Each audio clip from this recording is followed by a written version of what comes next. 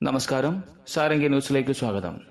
പശ്ചിമ ബംഗാളിന്റെ രാഷ്ട്രീയ ചരിത്രത്തിൽ സുവേന്ദു അധികാരി എന്ന പേര് ഇനി അറിയപ്പെടുക വെറുമൊരു മുഖ്യമന്ത്രിയുടേതല്ല, മറിച്ച് അതിക്രൂരമായ ഭരണകൂട ഭീകരതയെ പോരാടി തോൽപ്പിച്ച കരുത്തുറ്റ ബിംബമായാണ്.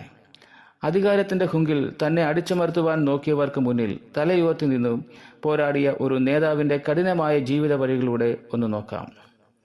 മമതാ ബാനർജിയുടെ തൃണമൂൽ കോൺഗ്രസ് വിട്ട് BJPയിൽ ചേർന്ന നിമിഷം മുതൽ സുവേന്ദു അധികാരി നേരിട്ടത് സമാനതകളില്ലാത്ത വേട്ടയാടലുകളാണ്. ഒരു വ്യക്തിയെ തകർക്കുവാൻ ഒരു സർക്കാർ എത്രത്തോളം താഴെ പോകാം എന്നതിൻ്റെ ഉദാഹരണമായിരുന്നു ആ കാലഘട്ടം. മമതാ ബാനർജി തൻ്റെ പോലീസുകാരെ കൊണ്ട് 100-ലധികം കള്ളക്കേസുകളാണ് അദ്ദേഹത്തിനെതിരെ കെട്ടിച്ചമച്ചത്. പകൽ സമയമെന്നോ രാത്രിയെന്നോ ഇല്ലാതെ അദ്ദേഹത്തിൻ്റെ വീട്ടിലും ഓഫീസുകളിലും റെയ്ഡുകൾ പതിവായി. അദ്ദേഹത്തിന്റെ കൂടെ നിന്ന ഓരോ പ്രവർത്തകനും കടുത്ത ശാരീരിക പീഡനങ്ങളും ജയിൽവാസവും അനുഭവിക്കേണ്ടി വന്നു. സുവേന്ദുവിനെ തളർത്തുവാൻ അദ്ദേഹത്തിന്റെ കുടുംബത്തെ പോലും മമതാ സർക്കാർ വെറുതെ വിട്ടില്ല. അദ്ദേഹത്തിന്റെ പിതാവിനും സഹോദരങ്ങൾക്കുമെതിരെ രാഷ്ട്രീയ പ്രേരിതമായ കേസുകൾ അടിച്ചേൽപ്പിച്ചു. നന്ദിഗ്രാം എന്ന വിപ്ലവ മണ്ണിൽ മമതയെ നേരിട്ട് പരാജയപ്പെടുത്തിയതോടെ ഈ പീഡനങ്ങൾ അതിന്റെ പാരമ്യതയിലെത്തി.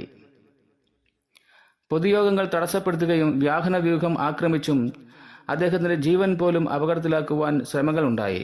എന്നാൽ ഓരോ അക്രമവും അദ്ദേഹത്തെ കൂടുതൽ കരുത്തനാക്കുകയാണ് ചെയ്തത്. ഇന്ന് ബംഗാളിന്റെ മുഖ്യമന്ത്രി കസേരയിൽ ഇരിക്കുമ്പോൾ സുവേന്ദു അധികാരിക്ക് പിന്നിൽ നീണ്ടകാലത്തെ രാഷ്ട്രീയ പീഡനങ്ങളുടെയും കണ്ണീരിന്റെയും കഥയുണ്ട്. പ്രതികാര രാഷ്ട്രീയത്തിന്റെ ഇരയായിരുന്ന ഒരാൾ ഇന്ന് നീതിയുടെ കാവലാളായി മാറുമ്പോൾ ബംഗാൾ പുതിയൊരു ചരിത്രത്തെ സാക്ഷ്യം വഹിക്കുകയാണ്. തോൽക്കുവാൻ മനസ്സില്ലാത്ത പോരാളിയുടെ ഈ വിജയം ജനാധിപത്യത്തിന്റെ വിജയമാണ്. സാരംഗി ന്യൂസിനു വേണ്ടി ജയകുമാർ.